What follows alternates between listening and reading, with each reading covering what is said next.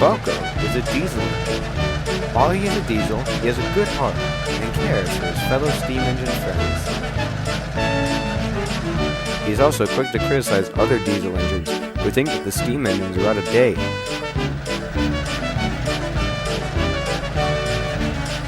However, he does know about scrapyards and understood the engine's fear of them.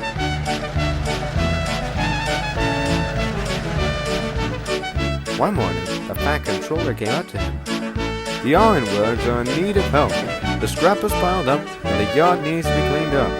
However, you should just be there for the night. Then you can come back tomorrow morning. Don't worry too much. Yes, sir. I understand. You watch out for Arry and Bert, the ironworks diesels. You don't take kindly to visitors. Don't worry, Donald. I'll soon settle them. When he arrived, it was almost dark. The diesels were working hard. Well, what do we have here? A big green fish. No, Arry, it's a big green building. But how does it move? After hearing these jokes, BoCo had had enough. Well, I'll have you know, I'm a diesel engine, just like you. And I won't take any nonsense. You best be on your best behavior, or I'll put you in that scrap pile over there. Got it? The twins just glared at BoCo and got back to work. They wanted to find a way to scare BoCo. They thought of scaring him by bumping into him or just coming up from behind him, but they knew those ideas were too simple. But they had a good plan they knew would scare BoCo. BoCo, do you believe in ghosts? BoCo pondered. No, not really. But there's something in the smelter's yard. Have you ever heard of the engine trying to find his lost whistle? Yes, Edward tells that story to us sometimes. Well, we saw him. He's hunting these yards. Oh? How did you see him? We saw him on the bridge, looking for his whistle. Tonight. Oh, I'm sure you just saw some shadow on the wall. Later that night, BoCo was to take a train down to the nearby shunting yards. It was too dark and late for him to go to the mainland, and the scrapyard was still in need of some help. Another engine would take it in the morning. As he was coupling to the train, he saw a line of cars beginning to move. But when he saw the end of the train, it was rolling by itself at normal speed. He looked back and didn't see Arry and Bert. He was glad when it was time to go. When he got going, it didn't seem to worry him. He was glad to get away from Arry and Bert. Meanwhile, Bert was taking some scrap towards the smelting shed.